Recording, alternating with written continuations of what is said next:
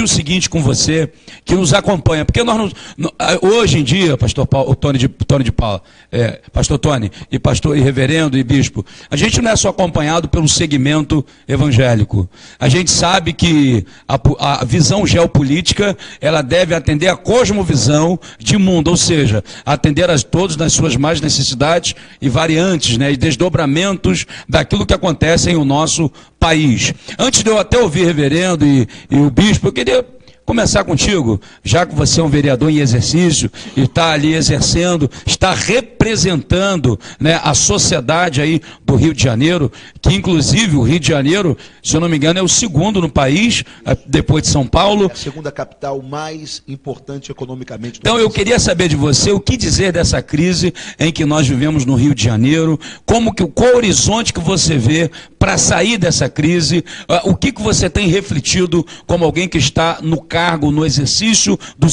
do dever. Primeiro que é importante a gente saber que esta crise não é apenas uma crise política, nós estamos atravessando acima de tudo uma crise moral. O nosso país colapsou. O que nós estamos vendo hoje no nosso país não é que uma parte da nação ou os políticos da nação foram da noite para o dia receber uma carga moral muito grande, não. O Brasil é como um corpo que adoeceu e, por uma questão natural, ele começou a expurgar o mal, não é? A corrupção sempre existiu nesse país. É óbvio que ela foi, nos últimos anos, pelo PT, ela foi institucionalizada, não é?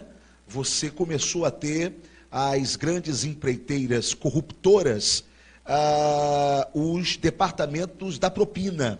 Por quê? Porque a corrupção sempre existiu, mas ela precisou, dentro dessas empresas corruptoras, ser departamentalizada.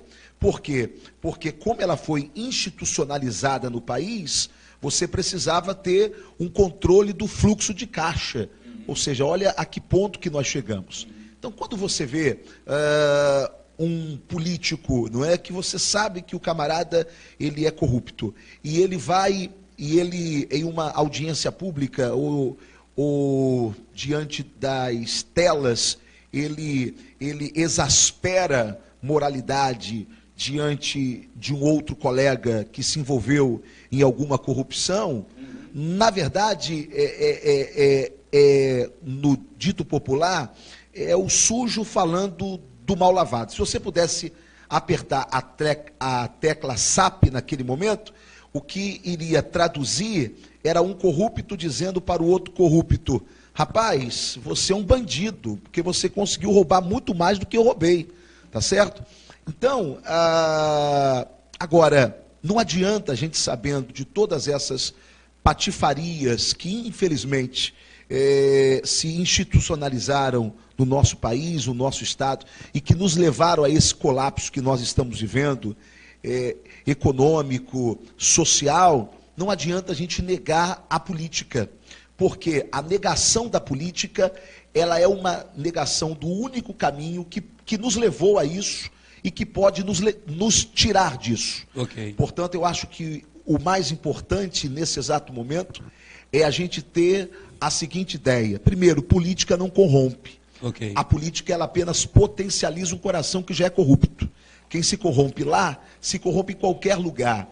E entender de que político corrupto, ele não veio de um país chamado Corruptulândia e aportou aqui nesta terra numa nave espacial.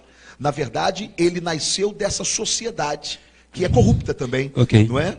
A Miriam Pereira está falando: fala, pastor, a verdade tem que ser dita. O pessoal está seguindo aqui o nosso vereador. Que bom, né? Que bom que ele está tendo essa reverberação, né? Já esse resultado, né? Eu estou feliz com isso. O pessoal está interagindo aqui, porque nós estamos aqui com esse programa abençoado, interagindo direto com as redes sociais. Bom, nessa abertura então, reverendo, foi muito bom essa fala, e eu penso que foi de grande valia iniciar com alguém que verdadeiramente é um pastor, né? E dá para ver isso nitidamente, né, na sua vida, mas também alguém que está com a mente antenada. Particularmente, eu gostei muito do nosso bate-papo hoje e ver que a mente do nosso querido pastor e vereador é uma mente aberta, é uma mente eclética para o momento. Agora, reverendo, essa questão de não existe para rei da corruptilândia, né? É esse termo? Corruptulândia. Corruptulândia. Criou isso agora? Já...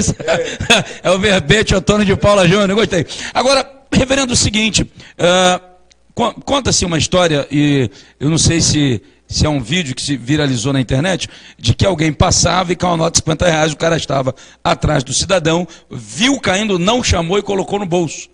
E alguém diz, então, corrupção é tanto quanto isso, né? Então, qual é a diferença que tem dessa tal corrupção? Seria também corrupção aquela dona de casa que passa o seu João hipotético, e ele bate na porta e vende para lá para ela uma colcha, né, de cama, aquela colcha bonita, e ela compra, só que essa irmã compra o que não pode, com dinheiro que não tem, aquilo que não precisa, para dizer para que comprou, e aí de repente está endividada. Aí chega lá o seu João bate, diz que eu não tô. Aí vai a criança novinha, minha mãe me mandou avisar que não tá. Existe essa como é que é? Corruptulândia? Corruptulândia. Eu diria o seguinte, isso parece internalizado, encorpado, né? Isso aí já vem de longas datas. Você remexe um pouquinho à história do Brasil, na colonização, você vai perceber isso na colonização. Conta-se até agora, alguns historiadores, que quando a corte portuguesa chegou aqui, juntamente com os jesuítas, que vieram também, eles fizeram um acordo, grande acordão, né? Acordão o seguinte, a corte disse, eu preciso que vocês nos deem um povo domesticado, e eu darei para vocês segurança. Então os jesuítas pediam segurança, e a corte pedia um povo domesticado.